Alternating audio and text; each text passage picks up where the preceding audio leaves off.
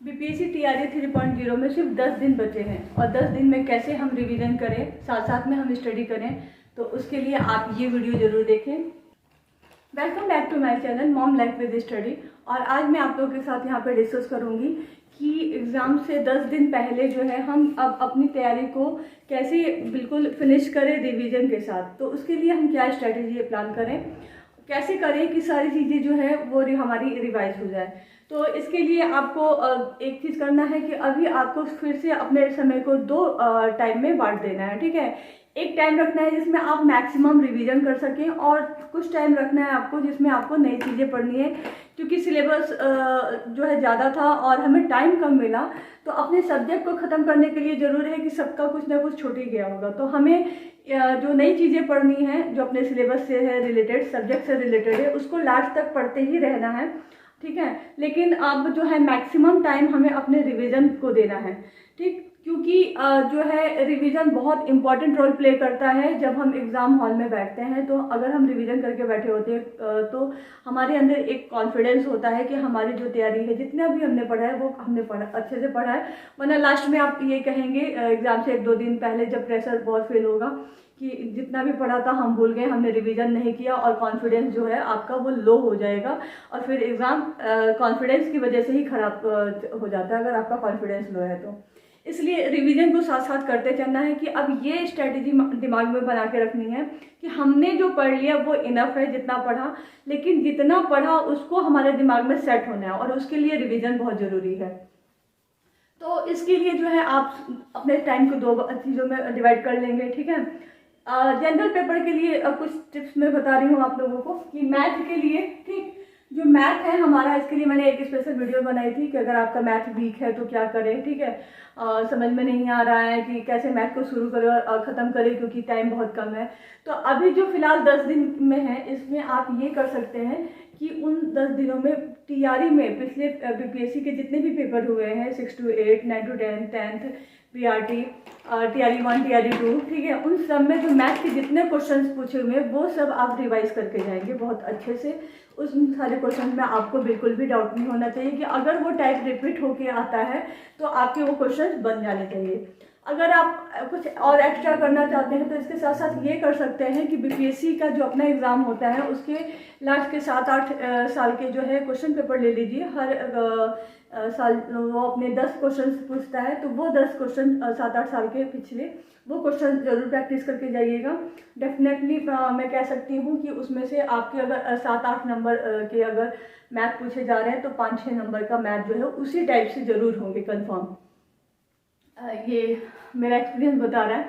तो ये आप मैथ के लिए अपनी स्ट्रेटेजी को इस तरह से आप कर सकते हैं कम समय में। उसके बाद जो है मॉडर्न हिस्ट्री, ठीक है। मॉडर्न हिस्ट्री के मैंने आप लोगों को सजेस्ट किया था आप घटना चक्र पढ़िए, लेकिन अब हमें सब्जेक्टिव पढ़ने का बिल्कुल भी समय नहीं है क्योंकि टाइम बहुत कम है। तो अब हम क्या कर सकते हैं, घटना चक्र की जो क्वेश्चंस हैं उसको मैंने कहा था आप क्वेश्चन पढ़ लीजिए। घटना चक्र के जितने क्वेश्चन हैं वो बहुत उससे बाहर नहीं आएगा, उसमें से ही क्वेश्चन आपके रहेंगे। अगर आपके पास घटना चक्र नहीं है या फिर आपने पढ़ लिया है तो आप अब कर सकते हैं कि लूसेंट को उठाइए और लूसेंट में 7-8 पेज में पूरी मॉडर्न हिस्ट्री दी हुई है, उसको एक बार रिवाइज कर जाइए, ठीक है। कांग्रेस अधिवेशन कब हुआ था, ये सारी चीज़ें जो है पढ़ लीजिए अच्छे से, और कब कब हुआ था, मतलब किस ईयर में कौन सी अध्यक्षता थी, और इस तरह के जो मतलब इस तरह से जो भी क्वेश्चंस हैं वो बहुत अच्छे से लूसेंट में दिया हुआ है। आप वहाँ से एक बार रिवाइज करके जा सकते हैं। तीसरी चीज़ आप ये करके जा सकते हैं मॉडर्न हिस्ट्री में कि लास्ट प्रीवियस ईयर के बीपीएससी के एग्ज़ाम में, टीआरई नहीं, उसके अपने बीपीएससी के एग्ज़ाम में 7 से 8 साल में आप यूट्यूब पे सर्च कीजिएगा कि लास्ट ईयर या जो question paper modern history previous year, ठीक है, बीपीएससी, तो ये कीजिएगा ना, तो फिर उसमें से जितने भी बीपीएससी के उसमें मॉडर्न हिस्ट्री से रिलेटेड जितने भी क्वेश्चन पूछे होंगे वो सारे किसी न किसी एक वीडियोज़ में आपको मिल जाएंगे, ठीक है। वो वीडियोस देख लीजिए कि जो है पिछले 7-8 सालों में जो है मॉडर्न हिस्ट्री से रिलेटेड बीपीएससी ने कौन कौन से क्वेश्चन पूछे थे, और बहुत अच्छे से वो क्वेश्चन देख के जाइएगा, ठीक है। अगर आपने ये तीनों कर लिया है तो जो मॉडर्न हिस्ट्री से क्वेश्चन होंगे वो भी इसी में से ही आपके आ जाएंगे, ठीक है। मॉडर्न हिस्ट्री के लिए आपने ये कर लिया। फिर आती है बात बिहार स्पेशल की, ठीक। बिहार स्पेशल भी अपने आप में बहुत इम्पोर्टेंट रोल रखता है स्कोर करने के लिए। और इसके लिए जो है मैंने भी पहले भी आप लोगों को सजेस्ट किया था कि बिहार स्पेशल से जो है उसकी भौगोलिक स्थिति जरूर देख के जाए बिहार की। नदियाँ किधर से आती हैं, उत्तर से कौन सी नदियाँ आ रही हैं, दक्षिण से कौन आ रही हैं, गंगा में कौन कौन नदियाँ जो है मिल रही हैं, गंगा जो है बिहार में किस ज़िले से स्टार्ट हो रहा है और लास्ट किस से हो रहा है, कितने जो है ज़िलों को वो टच करके बह रही है। तो इस तरह से क्वेश्चन जो है वो आ जाते हैं। और फिर डैम किस किस नदी पे कौन सा डैम बनाया गया है बिहार में, उसके बाद फिर वन्य जीव अभ्यारण्य देख लीजिएगा। इसलिए ये सारी चीज़ें जो है आपको वो एक बार सारी चीज़ों को देख लेना है। आप इसके लिए यूट्यूब की हेल्प ले सकते हैं। उसके बाद आप यूट्यूब पे ये भी देख सकते हैं कि बिहार स्पेशल जो है और उससे जो सबसे छोटी वीडियोस हो उसी को सिलेक्ट कीजिएगा। मतलब कि 2-4 घंटे की जो भी वीडियोस हो, जितना आपका समय है कि आप उसको पूरा देख सकते हैं, उस हिसाब से उसको देख लीजिएगा। और फिर उसके साथ साथ आप जो है बिहार स्पेशल के लिए मैंने आप लोगों को सजेस्ट किया था कि ये जो ल्यूसेंट है या क्राउन की जो बिहार स्पेशल की बुक है, इसको आप अब पढ़ने का समय नहीं है, इसके क्वेश्चन जरूर करके जाइएगा। इतना आप कर लेंगे तो बिहार स्पेशल के भी जितने भी क्वेश्चन होंगे वो इसी में से ही आ जाएंगे। ठीक है, तो ये हो गया Bihar special, modern history, math, और अब रहेगा आपका करंट अफेयर। ठीक है, अब जो है करंट अफेयर, अगर आपने मंथली करंट अफेयर के मैराथन्स देख लिए हैं, घटना चक्र और स्पीडी पढ़ लिया है, नहीं भी पढ़ा है तो उसको घटना चक्र और स्पीडी की किताब मार्केट से दोनों किताब जरूर लेकर आइएगा, दोनों को पढ़िएगा अच्छे से। ठीक है, मंथली करंट अफेयर देख लीजिए। और फिर अगर आपने इतना सब कर लिया है फिर भी मुझे लग रहा है कि किताब अभी तक आप लोगों ने पढ़ी नहीं होगी पूरी, रही गया हो तो उसको कंप्लीट कीजिए साथ साथ में। अब लास्ट के 6 मंथ का मैराथन यूट्यूब से किसी का भी देख लीजिए। ठीक है, उत्कर्ष पे है, और भी बहुत लोगों का जो भी है लास्ट 6 मंथ, जो अक्टूबर, नवंबर, दिसंबर, जनवरी, फरवरी ऐसे करके मैराथन्स उन्होंने किए हुए हैं। तो कम से कम 2 या 3 मैराथन्स अगर आपके पास समय है अभी, मतलब आपने जितना है, आपने दोनों किताबें पढ़ ली हैं, घटना चक्र और स्पीडी, साथ में आपने मंथली करंट अफेयर्स भी देख लिए हैं यूट्यूब पर, तो आप क्या कर सकते हैं कि 2 या 3 मैराथन्स किसी के भी, जो मान लीजिए एक मैराथन है तो ज़रूर 3 या 4-5 घंटे का होगा, तो आप इस तरह से जो है जितना का टाइम अगर आपको मिल रही है तो 2 या 3 मैराथन्स किसी अलग अलग यूट्यूब से आप देख के जाइएगा। इससे क्या होगा कि करंट अफेयर का ना आपको अलग से पढ़ने की जरूरत नहीं है, आप बस जब भी आप फ्री हैं तो वो मैराथन देखना शुरू कर दीजिए। तो सबकी मैराथन में वही बातें होंगी, कुछ घुमा फिरा कर होंगी, वही टॉपिक्स होंगे, तो उससे क्या होगा कि आपका रिवीजन करंट अफेयर में होता रहेगा। तो हो गया ये करंट अफेयर।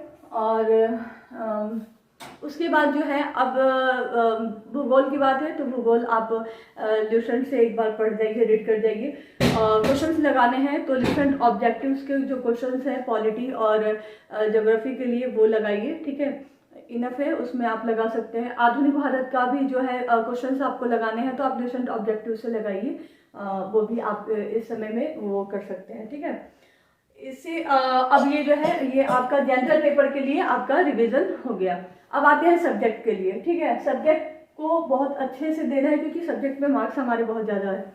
तो अभी हमें सब्जेक्ट में क्या करना है कि सब्जेक्ट के लिए भी 2 टाइम ही रखना है आपको। ठीक है, 2 टाइम में एक टाइम जो है आपका सब्जेक्ट का रिवीजन होगा और एक टाइम जो होगा वो आपका सब्जेक्ट का रोज नया टारगेट होगा कि आपको क्या पढ़ना है, नई चीज़ें। तो वो चीज़ें 2 चीज़ें आप मेंशन कर लीजिए, एक पेज पर 2 जगह लिख लीजिए। ठीक है, मतलब कि कॉपी पर लिख लीजिए कि आपको क्या क्या 10 दिन में रिवीजन करना है और 10 दिन में कौन से नए नए टॉपिक्स आपको पढ़ने हैं। ठीक, और फिर जो जो चीज़ें आप रिवीजन करते जा रही हैं उसको आप टिक करते जाइए कि ये चैप्टर हमारा रिवीजन हो गया, और कौन सा नया नया चीज़ें आप पढ़ रही हैं, नए चैप्टर्स पढ़ने हैं तो उस जब आप पढ़ लें तो उस पर उसको टिक करते जाइए। ठीक है, अब रिवीजन के लिए ये भी हो सकता है कि आप डायरेक्ट जो आपने नोट्स बनाए हैं उसको पढ़ें, या फिर ये हो सकता है कि आप एनसीईआरटी को तो अब हम पूरी तरह से नहीं पढ़ सकते, तो अगर आप टीजीटी या 6 to 8 के लिए तैयारी कर रहे हैं तो आप, या फिर प्राइमरी के लिए कर रहे हैं तो एनसीईआरटी बेस्ड ही क्वेश्चन बनाने हैं, तो उसके लिए जो एनसीईआरटी 1 लाइनर जो आती है, ठीक है, वो आप ले लीजिए, किसी भी पब्लिकेशन का ले लीजिए एनसीईआरटी 1 लाइनर, और उसको अब आप रिवीजन करना शुरू कर दीजिए। ठीक है, इससे पहले काफ़ी लोगों ने मुझसे पूछा था 15 या 20 दिन पहले कि क्या हम 1 लाइनर ऑब्जेक्टिव जो आता है उससे एनसीईआरटी पढ़ सकते हैं। तो उस समय मैंने उन लोगों को मना किया था, क्योंकि देखिए स्ट्रैटेजी हमें कौन सी किताब कब पढ़नी है ये स्ट्रैटेजी पे डिपेंड करती है, हमारे टाइम पे डिपेंड करती है। उस टाइम हमारे पास टाइम ज़्यादा था तो हम एनसीईआरटी को पढ़ सकते थे, लेकिन अभी हमें बहुत कम समय में हमारे पूरे एनसीईआरटी को रिवीजन करना है, तो वो आप तब उसमें आप एनसीईआरटी वन लाइनर को जो है आप प्रेफर कर सकते हैं, उसको आप पढ़ सकते हैं, ठीक है। उसके साथ साथ जो है हाँ, उसके साथ साथ जो है मैंने आप लोगों को बताया था कि मंथली जो है ये मंथली हमारे यहाँ एग्ज़ाम हो रहा है बिहार बोर्ड में, जो है 6, 7, 8, 12 तक के क्लास के लिए, 1 से 12 तक की क्लास के लिए हो रहा है। तो अक्टूबर से स्टार्ट है, तो अक्टूबर, नवंबर, दिसंबर, जनवरी, फरवरी, ये सारे जो एग्ज़ाम हुए हैं उनके क्वेश्चंस आप यूट्यूब पे सर्च कीजिए और उसको सॉल्व कीजिए। वो एनसीईआरटी बेस्ड क्वेश्चंस है, ठीक है। ये मेरे हाथ में है वो पेपर, और भी मेरे पास रखे हुए हैं। और उसके साथ साथ मैंने ये भी कहा था कि अगर आप सोशल साइंस के हैं, साइंस के हैं, ठीक है, तो फिर आप क्या कर सकते हैं, जो बोर्ड पे जो एग्ज़ाम हो रहे हैं, सेंटअप के जो एग्ज़ाम हो रहे हैं 7-8 साल पहले, उसके क्वेश्चन, ये लिखिए बेटा, उसके क्वेश्चंस आप ले सकते हैं, ठीक है। यूट्यूब से सर्च कीजिए और फिर बनाइए, ठीक है। आप वो करो, ड्राइंग करो, बस 2 मिनट में आ रही हूँ। हाँ बैठ, वो ड्राइंग करो, तो आप वो क्वेश्चंस आप बना सकते हैं, ठीक है। मतलब कि जो सेंटअप एग्ज़ाम हुए हैं, बोर्ड के जो एग्ज़ाम हो रहे हैं, सीबीएसई बोर्ड, बिहार बोर्ड, वो क्वेश्चंस लीजिए हाई स्कूल के, और 12th के लिए, पीजीटी के लिए, 12th के लिए, वहाँ से आप डायरेक्ट, और जो मंथली एग्ज़ाम हुए हैं अभी 6 महीने में, वो क्वेश्चंस आप ज़रूर सॉल्व करके जाइए, ठीक है। वो क्वेश्चंस के ऑब्जेक्टिव जो है वो बिल्कुल एनसीईआरटी बेस्ड है, ठीक है। उसमें से आपको जितने क्वेश्चन है, बहुत इजी क्वेश्चंस भी हैं और एनसीईआरटी बेस्ड भी हैं। वो क्वेश्चन आपके गलत नहीं होने चाहिए अगर एग्ज़ाम में आ जाए, तो इसलिए वो क्वेश्चन एकदम अच्छे से करके जाइएगा। और ये हो गया। और फिर अगर पीजीटी के लिए यही था, मैंने एनसीईआरटी फिंगर टिप्स बताई थी आप लोगों को, ठीक है। तो अब क्या है कि अगर अब आप लोग के पास थ्योरी के रिवीजन करने का टाइम नहीं है, तो फिर आप उसके सिर्फ और सिर्फ क्वेश्चन जो है वो प्रैक्टिस करते जाइए। तो इस तरह से जो है ये आपके सब्जेक्ट से रिलेटेड हो गया। अगर आप और कुछ एफर्ट डालना चाहते हैं, तो जो क्वेश्चन प्रैक्टिस हम कहाँ से करें, बहुत लोग मुझसे पूछते हैं, तो उसके लिए मैंने सजेस्ट किया था कि डीएसएसबी, केवी और एनवीएस, इसके प्रीवियस ईयर के क्वेश्चंस अगर आप लोग को मिल जाते हैं सोशल साइंस या साइंस के, तो वहाँ से आप वो सारे क्वेश्चंस देख के जा सकते हैं, ठीक है। और वो आपके लिए बहुत ही ज़्यादा बेनिफिट होगा, बहुत हेल्प करेगा आपको रिवीजन करने में एनसीईआरटी बेस्ड जो क्वेश्चंस होते हैं। और अगर आपने इतना कर लिया है जितना मैंने अभी बताया सारे सब्जेक्ट को मिलाकर, तो डेफिनेटली मैं एकदम गारंटी के साथ कह सकती हूँ कि आपका बीपीएससी टीआरई 3.0 में एकदम रिजल्ट होगा ही होगा, क्योंकि मेरा एक्सपीरियंस है। और साथ साथ में टीआरई 2 में मेरे साथ बहुत लोग मैंने देखा, उन्हें तैयारी करते हुए सजेस्ट किया, और उन लोगों ने बिल्कुल ऐसा किया और बिल्कुल एकदम रिजल्ट था हाथ में। और बिल्कुल बिलीव कीजिए, अगर इतनी तैयारी आपकी हो चुकी है तो एकदम अच्छे से रिलैक्स होकर एग्ज़ाम दीजिएगा, ठीक है, और बिल्कुल रिजल्ट होगा। और इससे रिलेटेड और भी कोई क्वेश्चंस हैं आपके, तो प्लीज़ कमेंट करके ज़रूर पूछिएगा। और वीडियो कैसी लगी लाइक ज़रूर कीजिएगा, यहाँ तक आपने देखा है कमेंट कीजिएगा, कमेंट करके बताइएगा। और कोई भी प्रॉब्लम होगी तो उससे ज़रूर पूछिएगा। अगली वीडियो आप क्या चाहते हैं तो वो भी मैं आप लोगों के साथ जल्दी वीडियो अपलोड कर दूँगी, लेकिन कमेंट करके बताइएगा और लोगों के साथ शेयर कीजिएगा। और साथ साथ में मेरा यूट्यूब चैनल है।